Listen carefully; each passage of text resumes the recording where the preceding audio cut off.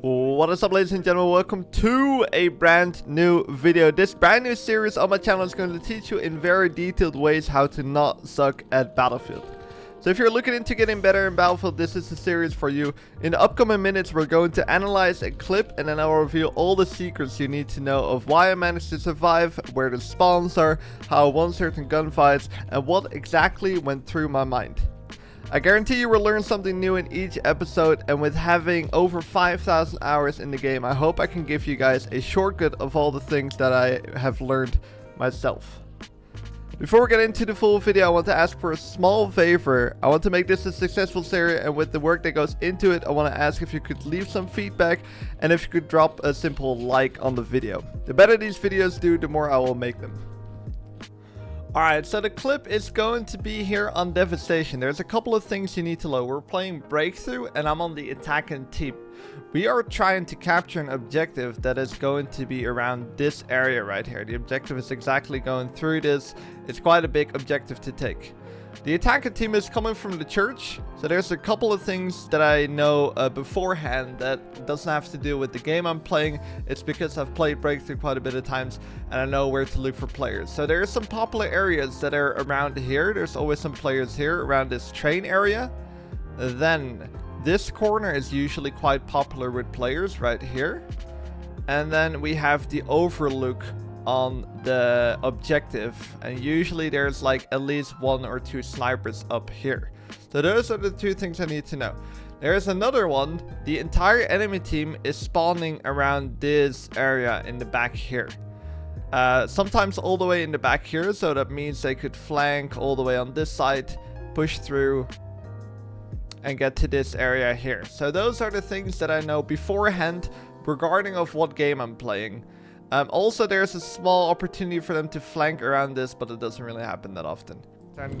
So we're jumping in here on a game of Conquest. We have all flags captured, which is the first thing to notice. Then we have E captured, and we're going to be trying to push A about this game. Now moving against this huge wall right here, which creates a big cover. So the main thing to survive gunfights is focusing on getting 1 versus 1 gunfights and not fighting too many players at the same time.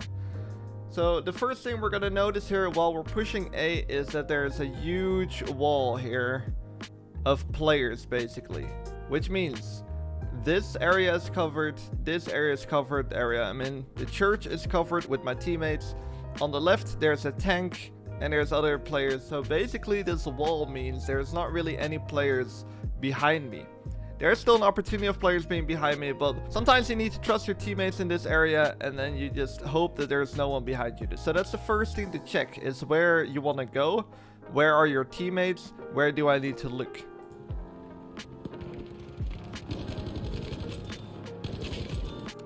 So now we'll continue pushing. We just got a 2-piece. Most of the players were looking around the church. We have this little bit of cover here that we're working with, so we don't want to push past this until I know it's clear.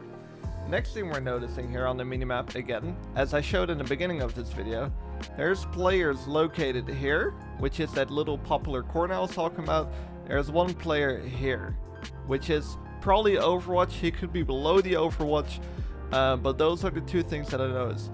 I cannot see those players, and those players cannot see me. That's why I'm going up against the wall to make sure of this area right here, which I have no information of besides that there could possibly be players, is that I'm watching this first.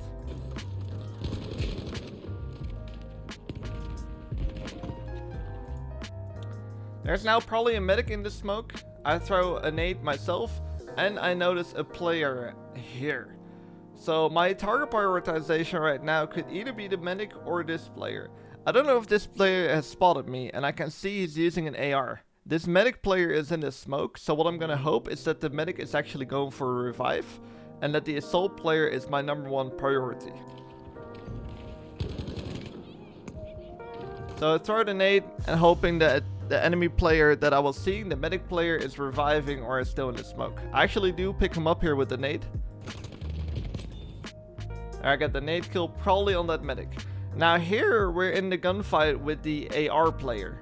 He's in this corner right now and he saw me on this head glitch. What I'm gonna do right now is trying to be unpredictable. Instead of staying on this head glitch, which is actually more risky than you think, because you're gonna be headshotted in like 2 taps, I'm gonna try and take another approach.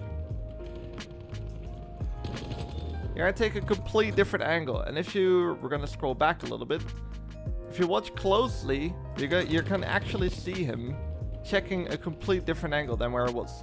Here you can see his gun is pointing towards the head glitch instead of the little hole that I'm peeking here.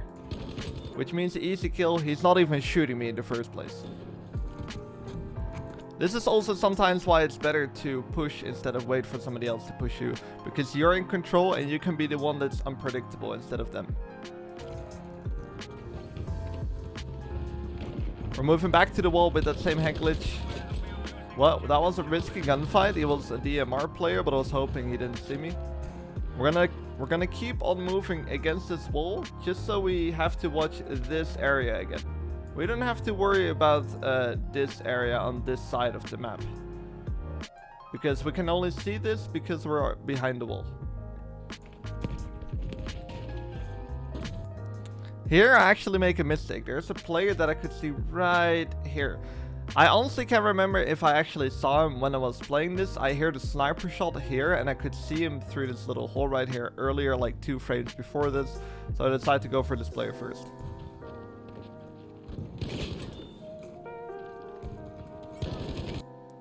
Now again I am blocking off angles, but the complete opposite way. So this is the player that was spotted on the minimap earlier. He's actually below the overwatch.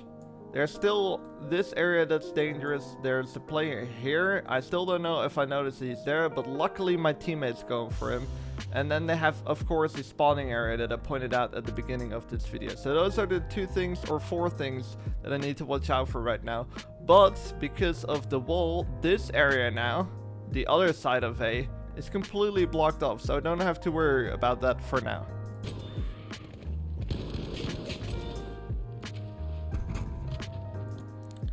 Now with that quick checkup, I could see there's not really any players on this area anymore. There could still be players here, but we're taking the risk by pushing up. Once we're against this wall here, which we're going to be moving towards, I don't really have to watch out behind me anymore, besides that one corner I was, but that was clear. Because the angle of this train is a little bit at an angle where the players on the Overwatch cannot see me and the players all the way in the back that I pointed out here cannot see me anymore. So here I'm against the wall. There's a couple of things that I missed here myself. There's a couple of dead teammates here. So there's one here, one there, one there, one there, and one there. Which could mean on this area there is a player. It could also mean there's a player here, or they were getting shot from the actual A objective itself. This is something I missed. Luckily I have a lot of teammates behind me. There's even a tank here that could take cover for that, or could take control over that. So what I decided to do here is actually focus on the A objective. Next thing we're noticing, there's a huge fortification here. What I usually like to do is move close to fortifications, not be far behind them. What that could mean is they could go on this huge head glitch and kill me quite easily. When you're close to the fortification, you can use it either as a head glitch yourself, or you could use it as actual proper cover. Well, again, we're blocking off this entire area. I'm going to be pushing around it. We're sliding around the wall. We're not walking around the wall. This because we're a little bit more unpredictable, and I know there's probably going to be players here, which there are. Take out 1, take out 2. Next thing we're doing here is we're getting shot. We can see the player here on the minimap. He's right here. We're getting shot. We're taking the cover. He has a DMR, so I actually have the better gun in this option. But there is a teammate right here.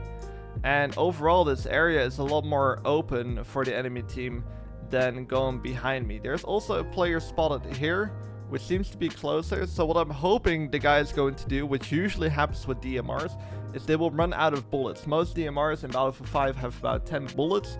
So what they usually do is they shoot about 5 times. Instead of pushing, they will start to reload instead of pushing you again. So now I notice that the guy behind me is pushing in, so I go for him first. I took a little bit of a risky push right there by running around the corner. We're going to show that again.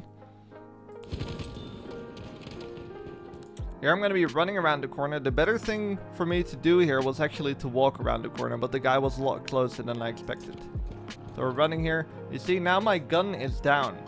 Well, his gun is down as well, luckily. If this guy would have been walking, I probably would have been dead right now, because when you're walking, your gun is up faster to ready to shoot.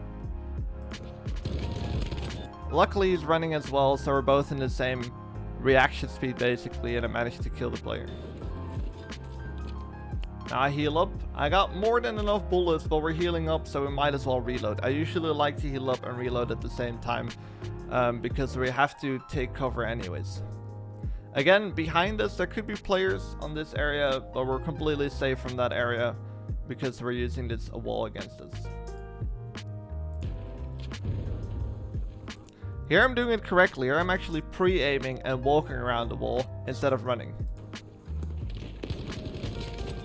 which gives me a little bit of an advantage over the player.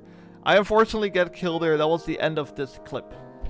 Hope you guys enjoyed this video. Hopefully it was useful for you guys. Let me know what you think of it, and I hope to see you guys in the next episode. The plan is to upload one video each week about this and to see if it goes well. I'll try for a month, and if the videos do well, I'll continue. If they don't do well, I'll probably stop the series. But I hope you guys enjoyed it.